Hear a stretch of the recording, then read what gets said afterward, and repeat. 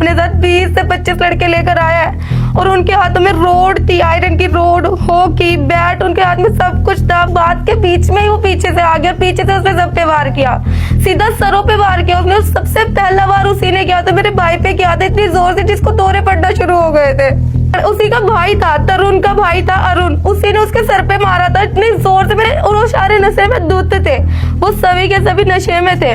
छेड़खानी हुई थी, बैट टच किए गए थे मेरी बुआ को, तभी बुआ ने इतना शोर किया था। और वो कोई बच्ची नहीं थी, वो 20 साल का प्रिंस था और बैट टच किए गए थे मेरी बुआ को, जहां मर्जी हाथ लगाया जा रहा था, इसीलिए घर वाले निकल के आए थे।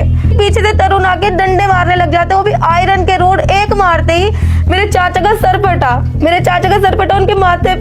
दोस्तों, क्या एक देश में दो कानून हो सकते हैं?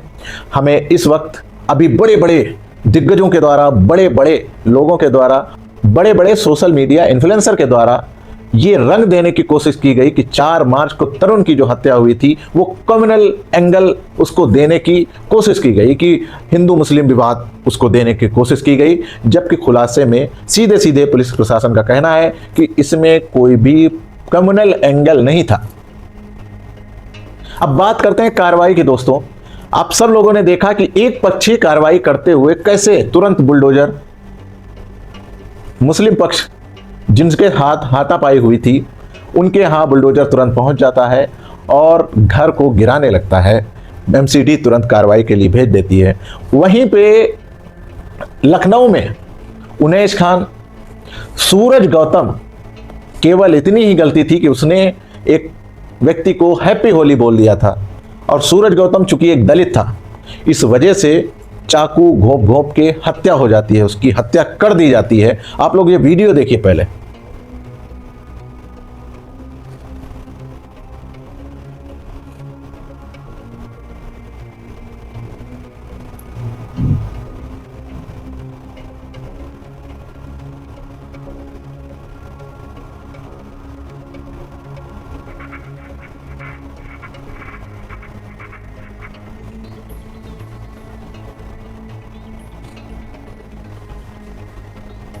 उत्तम नगर में बुलडोजर पहुंच चुके हैं और ये जो इंस्टेंट रिएक्शन होता है ना, इसको देख के दिल को बहुत तसल्ली मिलती है।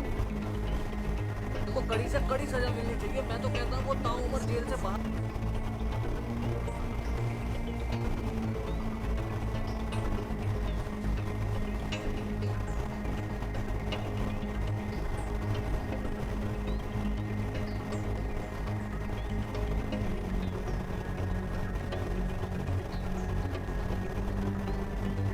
तो जैसा आप लोगों ने वीडियो में देखा, उसमें बताया गया उनके घर वालों का कहना है कि हमारे बेटे ने केवल हैप्पी होली बोला और उसके बाद मोहित तिवारी नाम के युवक ने उसका और उसके घर वालों ने उसका मर्डर कर दिया, हत्या कर दी। होली बोलने से मर्डर हो जाएगा। अब सवाल प्रशासन पे उठता है कि प्रशासन ने क्या कार्रवाई की? प्रशासन ने अभी तक कोई भी कार्रवाई नहीं की, जैसा कि उनके घर वाले बताते हैं कि उनके घर पे आके बैठे और कोई भी कार्रवाई नहीं। दूसरी तरफ उनेश खान ऊपर से चाकू लिए थी, खड़ी हुई थी, हम लोगों को नहीं पता कि चाकू लेके नीचे आएगी। वो मैक्सी पहने हुई थी और शॉल दुपट्टा हुए सामने छुपा के लेके आई थी। वो उसके भाई सूरज को उसने भाई मार रहा था, मोहित तिवारी सूरज को मार रहा था नीचे, उसकी बहन ने चाकू बीजेपी एमएलसी का अचानक से वो आई, चाकू उसने लेके इस वजह से उसके ऊपर कोई कार्रवाई नहीं हुई। दोनों भाई वहीं पे दिल्ली उत्तम नगर में, दिल्ली उत्तम नगर में यहीं पर यहाँ पे ब्लड पड़ा हुआ है, हाँ पूरा ये फट गया हुआ है। उनके घर पे तुरंत बुलडोजर एक्शन हो जाता है। क्या ये एक देश और दो कानून नहीं है? एक तरफ तो आप आरोपी को बचाने में लगे हैं, दूसरी तरफ चूंकि वो हिंदू है, दूसरी तरफ आप आरोपी को बिल्कुल उसका घर बुलडोजर से गिरवा रहे हैं चूंकि वो मुस्लिम है। आप दोनों पक्षों को बिना सुने कार्रवाई कर रहे हैं। एक पक्षी, दूसरे पक्ष का कहना है कि तरुण भी अपने बजरंग दल के साथियों के साथ 10-20 लोगों के साथ घर पे आया था, गंदे गंदे टच कर रहा था।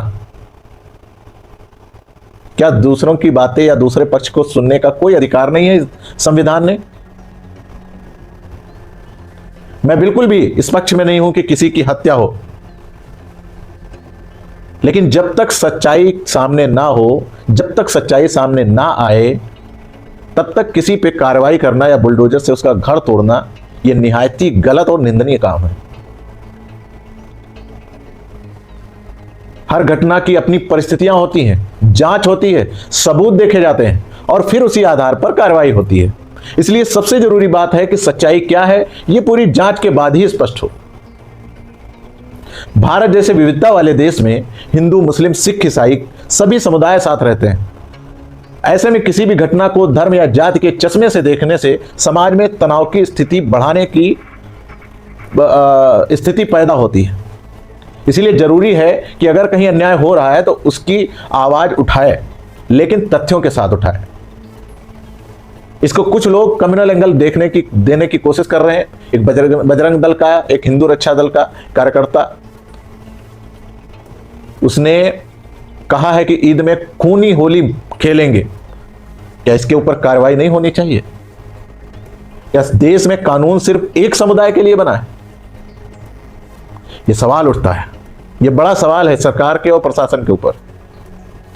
ऐसे लोग जो आपसी सौहार्द बिगाड़ने की कोशिश करते हैं, वो चाहे हिंदू हो, मुसलमान हो, दलित हो, सिख हो, ईसाई हो, तत्काल प्रभाव से कानूनी कार्रवाई करके उसको सलाखों के पीछे भेजने का काम किया जाना चाहिए। क्या सरकार संज्ञान लेगी? ये लोग आपसी तनाव को जो बढ़ाने की और दंगा फैलाने की कोशिश कर रहे हैं, इस पर तनाव फैल सकता है। ऐसे में सरकार क्या कदम रहता है आपको जरूर बताएंगे। आप सभी लोग हमारे साथ जुड़े रहिएगा। वीडियो अच्छी लगे हो तो लाइक करिएगा, शेयर करिएगा और सब्सक्राइब करिएगा। दोस्तों, ये मामला सिर्फ एक हत्या का नहीं, बल्कि छोटी सी बात को बड़ा बनाने का, सामुदायिक तनाव और कानून व्यवस्था का भी सवाल है। अंत में यही उम्मीद है कि जांच पूरी हो। चलता हूं दोस्तों, तब तक के लिए जय हिंद, जय भारत।